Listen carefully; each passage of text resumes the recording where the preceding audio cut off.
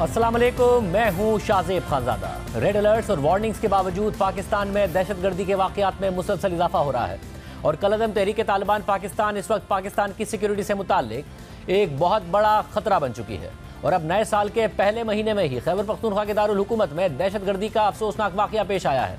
आज पेशावर में police lines की मस्जिद में दौरान नमाज खुदकुश धमाका हुआ, जिसमें अब तक 59 अफराद जाबाहक हो चुके हैं और 150 से ज़ायद ज़ख्मी हैं, जबकि जाबाहक होने वाले अफराद में अक्सरियत पुलिस अफसरान और उनके अहले खाना की है। अहम बात यह है कि पेशावर की ये पुलिस लाइन्स की मस्जिद रेड जोन के इहाते में आती है। इस इलाके में पुलिस हेडक्वार्टर समेत अहम सरकारी इमारतें मौजूद हैं, मगर इस हसासियत के बावजूद ये दहशतगर्दी का वाक़या कैसे हुआ, वो खुदकुश हमला आवर मस्जिद में कैसे पहुंचा, इस हवाले से अब भी इबहाम बरकरार है। आज वज़ीर आज़म शहबाज शरीफ और आर्मी चीफ आसिम मुनीर इस वाक़े के बाद पेशावर पहुंचे, ज़ख्मियों की अयादत की और वज़ीर आज़म ने इस वाक़े से मुताल्लिक़ IG खैबर पख्तूनख्वा से सवाल किया कि खुदकुश हमला आवर कैसे पुलिस लाइन्स में दाखिल हो गया, जिसका IG ने जवाब दिया कि पुलिस लाइन्स में फैमिली क्वार्टर्स भी हैं, हो सकता है कि हमला आवर पहले से ही अंदर ही रह रहा हो। तहकीकात कर रहे हैं वाक़या कैसे पेश आया और हमला आवर कैसे दाखिल हुआ। यानी अब तक इस हवाले से तहकीकात हो रही हैं कि हमला आवर इस हसास इलाके में कैसे दाखिल हुआ, जबकि ऐनी शाहिदीन के मुताबिक खुदकुश हमला आवर नमाजियों की पहली सफ़ में मौजूद था और जैसे ही पेश इमाम ने नमाज का आगाज़ किया तो खुदकुश हमला आवर ने खुद को धमाके से उड़ा दिया, जिसमें मस्जिद के पेश इमाम समेत मुतादिद नमाजी जाबाहक हुए। सिर्फ यही नहीं, धमाके की शिद्दत की वजह से मस्जिद की इमारत गिर गई और कई घंटों तक लोग जख्मी हालत में मलबे तले दबे रहे। एक हंगामी सूरत हाल बनी रही और रेस्क्यू हुक्काम पूरा दिन कोशिश करते रहे कि जख्मियों को मलबे से निकाला जाए। एक पुलिस अफसर जो इस वाक़े में जख्मी हुए, उन्होंने खुदकुश हमले की तफसीलात बताते हुए कहा कि इमाम साहिब की तरफ से जैसे ही नमाज के लिए तकबीर पढ़ी गई, उसके कुछ लम्हे बाद ही धमाका हो गया। ये जोर की नमाज के लिए हम सब जमात में जमा किए मस्जिद और मैं हाल से बरामदे में खड़ा था और तकबीर मतलब ये हुई है, इकामत हो गई थी और तकबीर हो गई। इमाम साहब ने तकबीर किया, इस दौरान एक जोरदार धमाका हुआ। फिर हम मतलब हम समझ रहे हैं कि ये क्या हुआ है, लेकिन हमें मतलब धमाके की आवाज़ में ज़्यादा थी प्रेशर, हमें बरामदे से बाहर फेंक दिया और इसके बाद सारी छत और दीवार गिर कर हमारे ऊपर, लेकिन अल्लाह का फजल के अल्लाह पाक ने हमें बचा लिया है।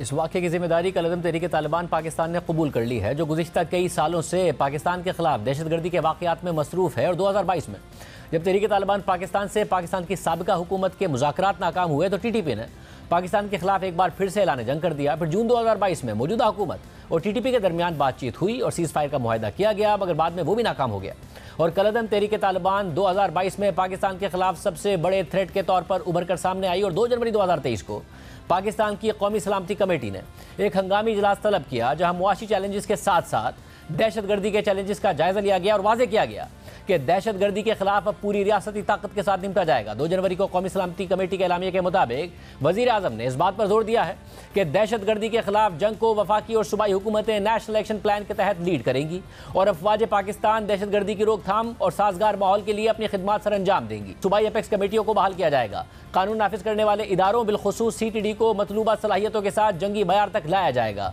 और किसी भी मुल्क को दहशतगर्दों को पनागाहें और सहूलतें फराहम करने की इजाज़त नहीं दी जाएगी। पाकिस्तान इस सिलसिले में अपने लोगों के तहफ़्फ़ुज़ के तमाम हुकूक महफूज रखता है। 2 जनवरी के एलामिया के मुताबिक कौमी सलामती कमेटी ने पाकिस्तान में दहशतगर्दी के खिलाफ जीरो टॉलरेंस के अपने फैसले को दोहराया है। दहशतगर्दी के खिलाफ रियासत की पूरी ताकत से निपटा जाएगा। पाकिस्तान की सलामती पर कोई समझौता नहीं किया जा सकता। पाकिस्तान की सरजमीन के एक एक इंच पर रियासत की मुकम्मल रिट बरकरार रखी जाएगी। मगर इस एलामिया के फौरी बाद कलअदम तहरीक तालिबान ने मुल्क की सियासी क़यादत बिलखुसूस पीपल्स पार्टी और नून लीग को धमकी दी और मौक़िफ़ इख्तियार किया कि तहरीक तालिबान दोनों जमातों के खिलाफ ठोस इक़दामात करने पर गौर कर रही है। साथ ही कलअदम TTP ने मजहबी जमातों से मुताल्लिक भी पैगाम जारी किया और तहरीक तालिबान के इस बयान को एक पॉलिसी शिफ्ट के तौर पर देखा गया। वाक़यात संगीन होते गए और 9 जनवरी को दहशतगर्दों और दहशतगर्दी की कार्रवाइयों के खिलाफ खैबर पख्तूनख्वा के उलमा ने एक फतवा जारी किया और इस फतवे में मुख्तलिफ मकातिब फ़िक्र से ताल्लुक़ रखने वाले उलमा की राय शामिल थी, जिसमें बाकायदा इस बात पर जोर दिया गया कि जिहाद का ऐलान इस्लामी रियासत का सरबराह कर सकता है। हर शख्स को जिहाद के ऐलान का हक नहीं है। कानून की पासदारी से गुरेज करना शरन नाजायज़ है। पुलिस और फौजी एहलकारों के खिलाफ हथियार उठाना शरन नाजायज़ और रियासत के खिलाफ है। हाकिम वक्त के खिलाफ खुरूज बगावत है। इस्लामी रियासत के अंदर किसी किस्म का फितना व फसाद और मुहाजराई फैलाना शरीयत की रूह से जायज़ नहीं। पाकिस्तान के दस्तूर और कानून से बगावत करने वाला सज़ा का मुस्तहिक होगा।